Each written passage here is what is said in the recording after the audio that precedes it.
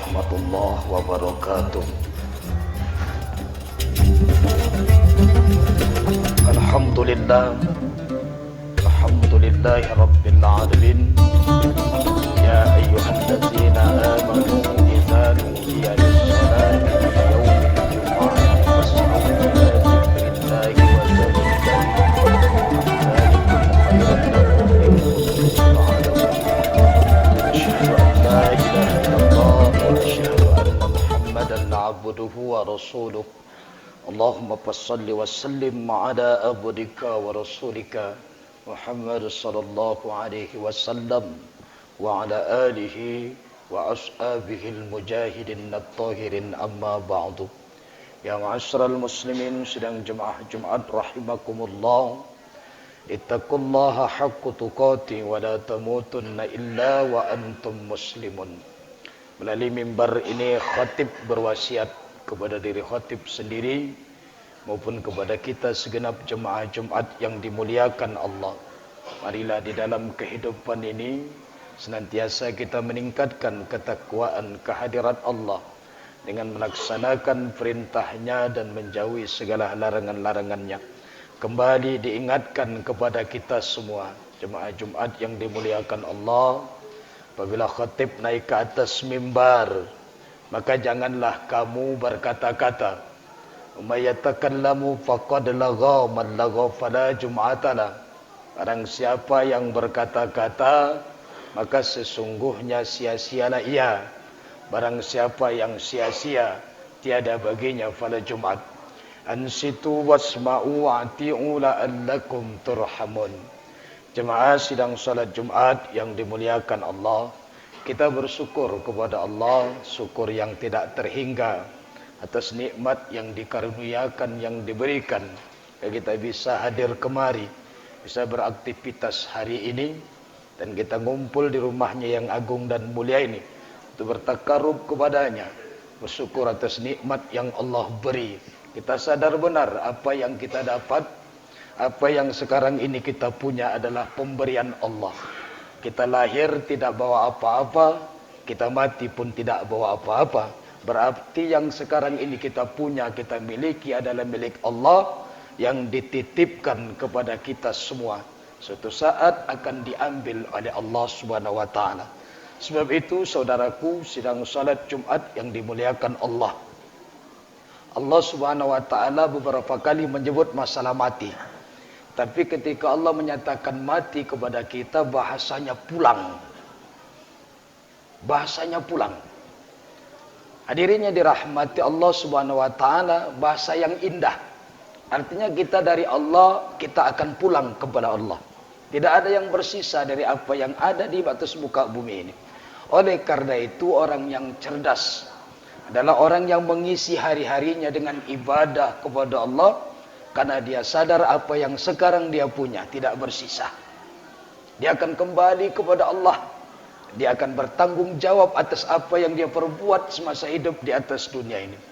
Salawat salam kepada Nabi Allah, Nabi Muhammad sallallahu alaihi wasallam. Semoga kita beruntung mendapatkan syafaat selawat dari beliau kelak di yaumil mahsyar. Saudaraku sidang salat Jumat yang dimuliakan Allah, beberapa kali beliau mengingatkan kita tentang fitnah akhir zaman.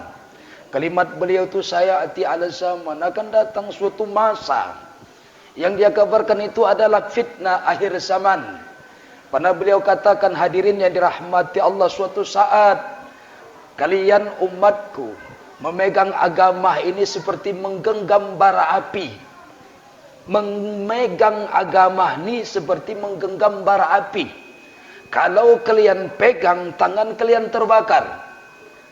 Kalau kalian lepas, maka dia akan hilang.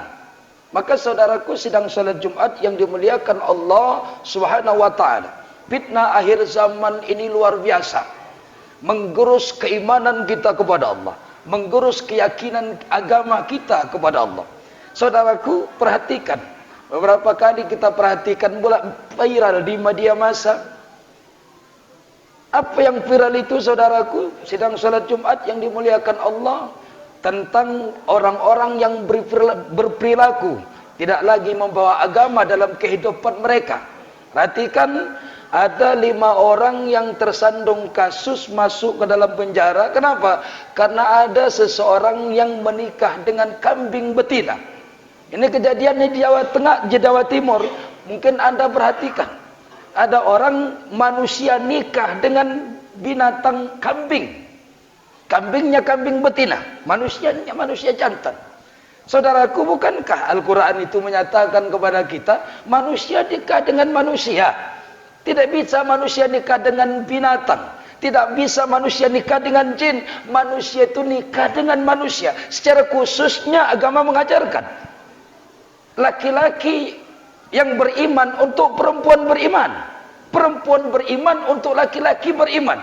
Artinya tidak bisa nikah antara agama. Orang Kristen nikah dengan Islam tak bisa, orang Islam nikah dengan Kristen tak bisa. Diajarkan oleh Al-Quran, orang yang beriman, laki-laki beriman untuk perempuan beriman, perempuan beriman untuk laki-laki beriman. Tak boleh manusia nikah dengan jin, tak boleh manusia nikah dengan binatang. Tapi kita terkejut menengok kenyataan yang luar biasa yang terjadi di Jawa Timur. Manusia laki-laki nikah dengan kambing betina. Ada saksinya, ada yang menikahkan. Anda mungkin tahu itu. Yang kedua, hadirin yang dirahmati Allah, sekarang kontroversi yang viral di media sosial, di media massa. Apa yang viral itu tentang pesantren Az-Zaitun. Ini sesat yang sudah divonis beberapa tahun yang lalu, tapi pemerintah tidak memperdulikannya. Bahkan ada yang bersaksi, pejabat-pejabat yang ada di belakangnya. Apa pesantren Az-Zaitun ini?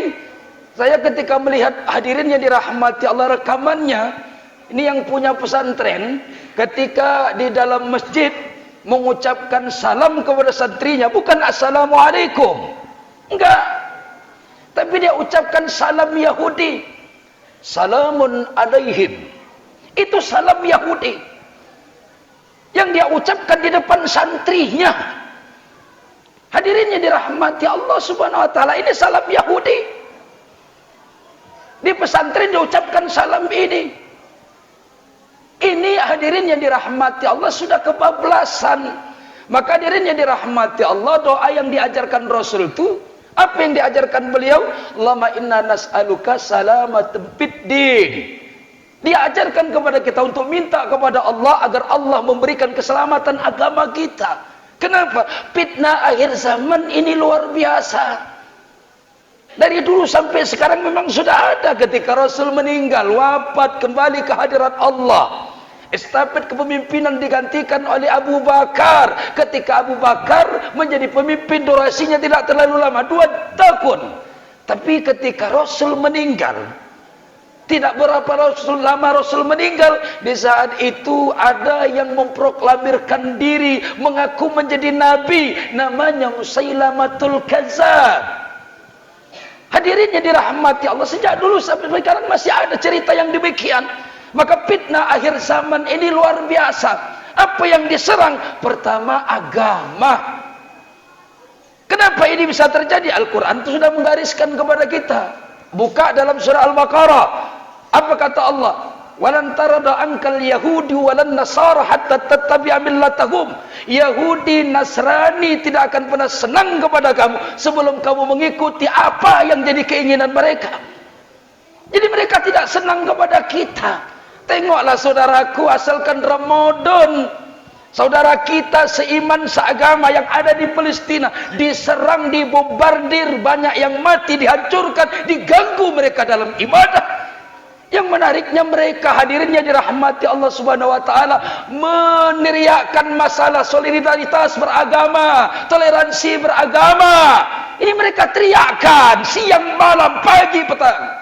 Tapi ketika mereka meneriakkan ini toleransi beragama, sebenarnya mereka lah yang tidak toleransi. Perhatikan bagaimana susahnya saudara kita Palestina itu melaksanakan ibadah Ramadan di Masjid Aqsa. Tidak dikasih mereka khusyuk dalam ibadah, diserang, dihancurkan. Saudaraku hadirin yang dirahmati Allah, maka Rasul mengajarkan, mintalah kepada Allah agar Allah memberikan keselamatan agamamu kepadamu. Makanya Rasul katakan nanti akhir zaman, kalian lihat, perhatikan. Kata Rasulullah sallallahu alaihi wasallam, memegang agama itu paling sulit. Andai kata kalian punya kambing, kambing tadi mau kalian ternakkan, pergilah ke suatu lembah. Di lembah itu banyak rumput yang hijau, ternakkan kambing kalian di situ, tinggal di situ agar kalian mampu dan bisa menjaga agama kalian. Apa artinya kalimat Rasul ini? Sulitnya menjaga agama di akhir zaman ini.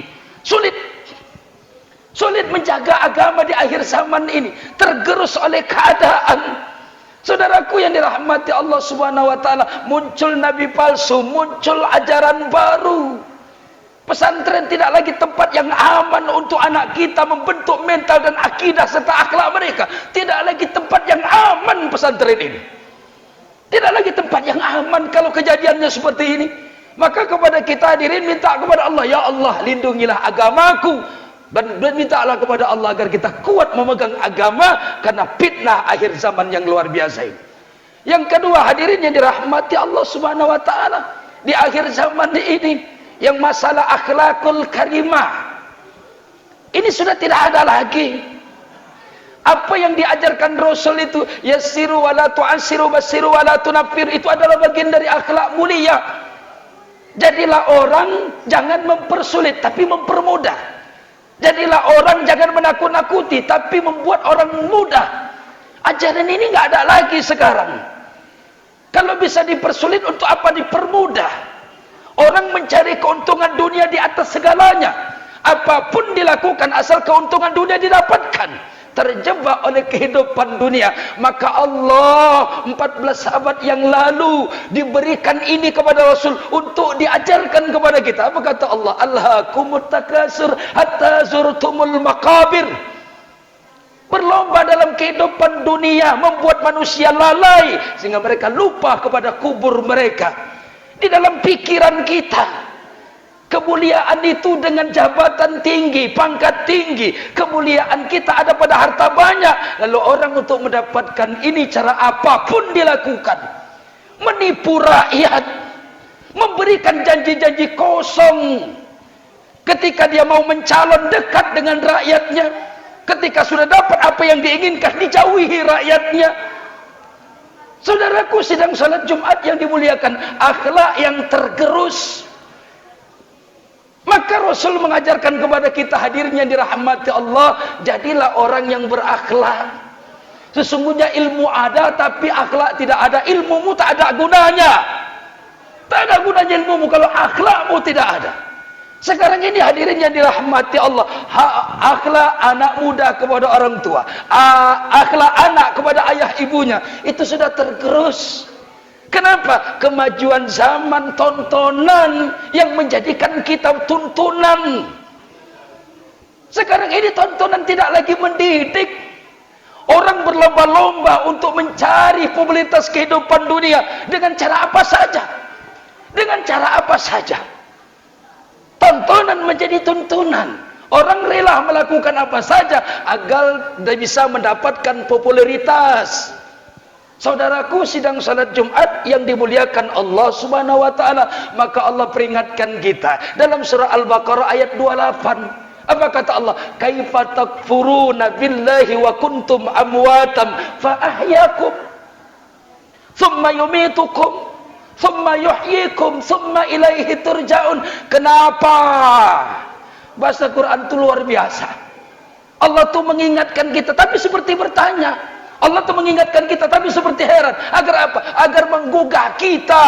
Wahai manusia, kaifa takfuruna billahi wa kuntum amwatan fa ahyakum. Kenapa kalian ingkar? Kenapa kalian ingkar? Allah seolah-olah heran, tapi dia mengingatkan kita agar kita cepat sadar. Lalu untuk mengetuk pintu hati kita yang paling dalam, apa kata Allah? Kaifa takfuruna billahi wa kuntum amwatan fa ahyakum thumma yumitukum thumma yuhyikum thumma ilaihi turja'un. Kenapa kalian ingkar? Dulu kalian mati lalu dihidupkan, dimatikan lagi, dan kepadaku kata Allah kalian akan dikembalikan. Allah membuka pintu kesadaran kita, wahai manusia, kenapa kalian ingkar? Kalian ada tuh karena aku. Aku yang membuat kalian ada, aku yang membuat kalian kaya, aku yang membuat kalian terkenal, aku yang memberikan jabatan pangkat kepada kalian. Lalu kenapa kalian ingkar? Artinya ingkar di sini apa? Kenapa apa yang kuberikan tidak kalian bawa untuk mengabdi kepada aku? Kenapa yang kukurniakan kalian bawa untuk bermaksiat kepada aku? Allah katakan seperti itu dengan kalimat kaifa takfuru nabillahi wa kuntum amwatan fa ahyakum thumma yumitukum. Kalian tuh dulu mati, kuhidupkan kalian, lalu kumatikan kalian. Thumma ilaina turja'un, kepada kami kamu semuanya dikembalikan. Tidakkah kita sadar dengan kalimat yang luar biasa ini ditampilkan Quran dalam surah Al-Baqarah ayat 28 ini? Diketuknya pintu hati kita, wahai manusia, enggak usahlah ingkar dengan jabatan yang kuberikan. Tak usahlah kau sombong dengan pangkat yang kukasih. Tak usah kau macam Fir'aun, tak usah kau macam Qarun ketika harta kuberikan banyak kepadamu, kau menyombongkan diri di atasnya. Itu tidak layak, kata Allah. Kenapa? Sebentar, kalimat itu summa yumitukum summa yuhyikum summa ilaihi turja'un. Sebentar. Kalau aku mau sebentar, apa yang sudah kuberikan ku ambil darimu kembali. Sebentar. Sebentar, tidak lama. Apa buktinya? Allah ketika karuniakan Qarun harta yang banyak, sebentar Allah ngambilnya, sebentar Allah menghancurkannya. Tak lama-lama akhirnya Qarun ditenggelamkan ke dalam tanah. Allah katakan kepada Fir'aun, ku kasih kau kuasa bukan untuk menyombongkan diri, ku kasih kau kuasa bukan untuk kau katakan aku Tuhan karena kau merasa hebat. Itu aku yang beri. Kalau aku mau ambil sebentar, enggak lama-lama, enggak lama-lama, sebentar. Kapan? Ketika Allah buat skenario indah, ketika Fir'aun tak pernah puas dengan kuasanya dan terus mendikte dan menguasai manusia. Ketika Musa membawa kaumnya Bani Israel meninggalkan Mesir, lari bersama kaumnya, lalu sampai ke pinggiran Laut Merah. Dikala itu lautan membelah. Ini Allah yang buat. Kenapa? Beginilah cara Allah ingin menghancurkan manusia. Beginilah cara Allah mau menghancurkan manusia. Caranya enggak heran. Caranya enggak terlalu biasa ya caranya apa? Allah belah lautan melalui tongkatnya Nabi Musa. Yang ini diperintahkan kepada Musa. Musa lewat tanpa ragu bersama kaumnya, selamat ke sampai seberang lautan. Ketika Fir'aun masih di tengah lautan, lautan kembali bersatu, jalan tertutup yang ada air. Saat itu Fir'aun menggap-megap di tengah lautan. Biasalah manusia. Biasalah manusia. Padahal Fir'aun itu sudah berkali-kali diingatkan Allah itu. Ketika kesombongannya sudah melampaui batas, Allah masih sayang sama dia. Diingatkan, berubah air. Air yang putih jernih berubah menjadi merah. Baunya amis seperti darah. Saat itu Fir'aun susah. Tapi Fir'aun tak malu minta kepada Musa. Karena dia tahu Musa doanya pasti dikabulkan Allah. Dia tahu Musa itu adalah wakil Allah di muka bumi ini. Ketika Musa sayang kepada Fir'aun dan kaumnya, nggak mau. Begitulah sifat para nabi. Disakiti dia, tak mau diterima syariatnya, dicaci maki dia, tapi doanya tetap baik, prasangkanya tetap baik. Kenapa dia dipilih oleh Allah? Karena itu. Maka Musa berdoa agar Allah mengganti kembali airnya warna merah, lalu amis seperti darah, berubah kembali seperti biasa. Dirubah Allah. Kenapa? Karena doa orang baik ini. Karena doa orang baik ini. Sebentarnya Fir'aun berubah, lalu kembali kepada tabiat awalnya. Apa? Mengaku dirinya Tuhan semena-mena, membunuh orang biasa saja. Akhirnya Allah marah lagi, murka lagi. Kenapa? Karena Fir'aun kembali melampaui batas. Dikala itu disusahkan Fir'aun. Apa? Kutu dan kata di mana-mana menyusahkan Fir'aun. Bengkak-bengkak badan Fir'aun, digigit oleh kutu tadi. Mau makan, kata di situ. Mau tidur, kata di tempat tidur. Fir'aun tidak nyaman, susah. Datang lagi ke Musa, ngeluh lagi, minta lagi. Karena dia yakin Musa adalah wakil Allah. Karena dia tahu Musa itu orang baik. Orang baik tak pernah doanya buruk. Dia tahu Musa ini adalah orang baik. Orang baik kalau dimintai tolong pasti menolong, karena orang baik tak tegaan. Maka ketika Musa meminta, Fir'aun meminta, ya Musa angkat bencana ini. Tahu dia bencana itu. Dan dia tahu kenapa bencana itu datang. Karena perilaku buruknya yang mengaku dirinya Tuhan, membunuh anak-anak, menindas yang lemah, mengambil hak-hak orang lain. Fir'aun tahu itu, bencana itu datang karena perilakunya. Tapi dia minta kepada Musa, Musa tengadahkan tangan, Rabb, angkat bencana ini. Bencana terangkat. Tapi pada puncaknya, udah malas Allah nengok Fir'aun itu. Kenapa? Sudah melampaui batas.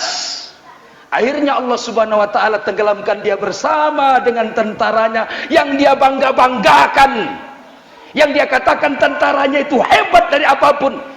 Tak akan ada yang bisa mencelakakan dia. Maka dia jumawa berkata, Ana rabbukum fa'budillah, aku ini Tuhan kalian. Kenapa Fir'aun berkata? Karena bala tentaranya yang luar biasa banyak.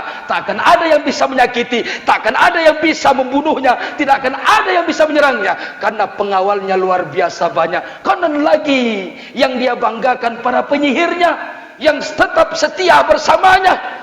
Maka di saat itu Allah tunjukkan, ini yang kau banggakan jadi pelindungmu. Di hadapanku tak ada apa-apanya. Dikala disatukan kembali lautan oleh Allah, tidak ada lagi jalan, mereka megap-megap di tengah lautan. Di situ Fir'aun berkata, biasa manusia. Di situ Fir'aun berkata, biasa manusia. Yang ketika dia sehat, ketika dia kuat, segalanya dia punya, segalanya dia miliki. Dia berkata, Ana rabbukum fa'buduillah, aku ini Tuhan kalian. Tapi begitu dia megap-megap di tengah lautan, berjuang antara hidup dan mati dan dalam kelemasan, ditengok tentara, tentara tak bisa menolong. Jangankan untuk menolong Fir'aun, menolong dirinya dia pun tidak sanggup. Sama kendaraan kuda mereka megap-megap, kuda pilihan yang kuat, yang bisa bertahan dalam pertempuran, tameng yang lengkap, tidak ada senjata yang bisa menembusnya, senjata yang kuat. Saat itu tidak berguna, tidak bisa melindungi Fir'aun, tidak bisa melindungi tentaranya. Di saat itu Fir'aun berkata, biasalah manusia, begitulah manusia. Apa kata Fir'aun? Ya Rabb, kau benar-benar Tuhanku. Barusan beberapa saat dia berkata, Ana rabbukum fa'budillah. Di saat dia kuat, di saat dia sehat, di saat dia segala-galanya punya, dia berkata, aku Tuhan kalian. Tapi begitu dia dalam keadaan terdesak, hidup antara mati, tak ada harapan, putus asa, di saat itu Fir'aun berkata, Rabb, kau benar-benar Tuhanku. Begitulah manusia. Begitulah manusia. Kisah ini melengkapkan kesadaran kita, menunjukkan jalan terbaik. Wahai manusia Fir'aun, wahai manusia Korun, wahai manusia Namrud, sudah menunjukkan bukti kemanusiaan mereka, sudah menunjukkan bukti kekayaan mereka. Tidaklah ada manfaat untuk mereka. Di saat Allah marah dengan mereka, tak bisa menolong mereka. Allah sudah tunjukkan bagaimana Fir'aun dikelilingi oleh tentara yang luar biasa. Bisakah menyelamatkan dia ketika Allah mau membiasakan dia? Tidak ada yang bisa. Tapi sebaliknya, ketika saudaraku Korun ketika Namrud membakar Nabi Ibrahim alaihissalam, ketika itu Allah berkehendak untuk menyelamatkan dia. Tak ada yang terbakar dari diri. Jangankan bajunya, buluh-buluh yang ada di tangannya, satu pun tak terbakar. Satu pun tidak terbakar. Tapi ketika Ibrahim dibakar, dianiaya dengan kekuatan kuat Namrud, Di saat itu Allah menunjukkan hikmah kepada kita. Dadang burung pipit kecil mengambil air dengan paruhnya, menyiramkan air tadi kepada kobaran api agar api padam supaya Ibrahim selamat. Ada yang dilakukan burung pipit kecil, walaupun dalam logika airnya yang ada di paruhnya tak akan bisa memadamkan kobaran api yang begitu besar membakar Ibrahim. Tapi pipit berkata, aku harus berada di barisan orang baik. Aku harus menolong orang baik dengan caraku, dengan kemampuanku. Memang tidak mungkin air yang setetes di mulutnya pipit bisa memadamkan saudaraku yang dimuliakan Allah, api yang bergejolak. Tapi pipit berprinsip, aku berada di barisan yang benar, aku harus menegakkan kebenaran. Dengan cara apa? Menumpas keburukan. Tapi ada lagi pelajaran yang satu. Siapa? Cicak yang mengejek burung pipit. Apa kata cicak mengejek burung pipit? Wahai burung pipit, bisa kau padamkan api yang begitu besar dengan paruhmu yang kecil, dengan air yang setetes?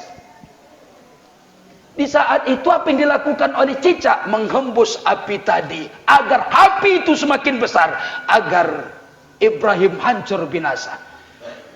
Di situ diajarkan Allah, cicak di barisan mana? Cicak di barisan yang salah. Tidak mungkin dengan hembusan napasnya tadi bisa mengobarkan api. Tapi Allah tahu ini cicak berada di barisan mana, berbuat apa. Kita jangan-jangan begitu, terjebak oleh keadaan, termakan oleh hasutan, terprovokasi oleh media, hingga kita tak bisa membedakan mana yang benar, mana yang salah, mana yang layak, mana yang tak layak. Makanya Quran pesankan, apa kata Quran? Ya ayyuhalladzina amanu in ja'akum fasiqun binaba'in fatabayyanu. Hai orang-orang yang beriman, apabila datang orang fasik membawa berita kepadamu, kau jangan langsung percaya. Tabayyun, cek dulu, cross check benar atau tidak berita ini, agar kau jangan salah memberikan satu pilihan, agar kau jangan salah di dalam mengambil satu tindakan. Pesan Quran jelas kepada kita, semoga kita selamat. Fitnah akhir zaman yang luar biasa, apalagi sekarang ini tercabut berkah dalam hidup kita. Apapun membuat kita susah, apapun membuat kita mengeluh. Setiap orang dalam dari mulutnya sekarang ini mengeluh. Setiap orang dari mulutnya sekarang ini mengeluh. Apa keluhan mereka? Tentang panas yang luar biasa. Setiap orang mengeluh saat ini. Apa yang mereka keluhkan? Tentang panas yang luar biasa. Deteksi panasnya 33 derajat Celcius, tapi panasnya rasa 40 derajat Celcius. Tidakkah kita sadar, wahai manusia yang merasa hebat, merasa jago, merasa kuat, ini tak seberapa baru diberikan Allah. Ada yang berapa dikasihkan Allah ini? Tapi kita sudah mengeluh, mengeluh, dan mengeluh, dan terus mengeluh. Padahal masih kecil, tidak ada apa-apanya. Sadarlah kita tak ada apa-apanya. Sadarlah kita betapa lemah hinanya kita. Ketika sedikit aja dirubah ketentuan yang sudah diberikan Allah kepada kita, sedikit dirubah oleh Allah, kita sudah mengeluh, kita sudah resah, kita sudah takut. Itulah manusia.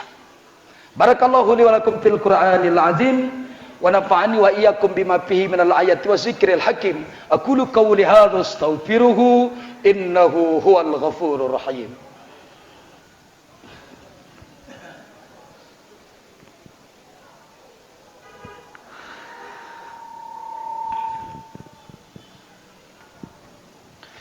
Alhamdulillah, alhamdulillahilladzi an'ama 'alaina bi ni'matil iman wal islam.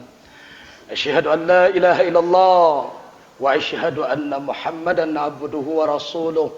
Allahumma shalli wa sallim 'ala abdika wa rasulika Muhammad sallallahu alaihi wasallam wa 'ala alihi wa ashabihi al-mujahidin at-tahirin. Amma ba'du. Ya ma'asyiral muslimin, sidang jemaah Jumat rahimakumullah.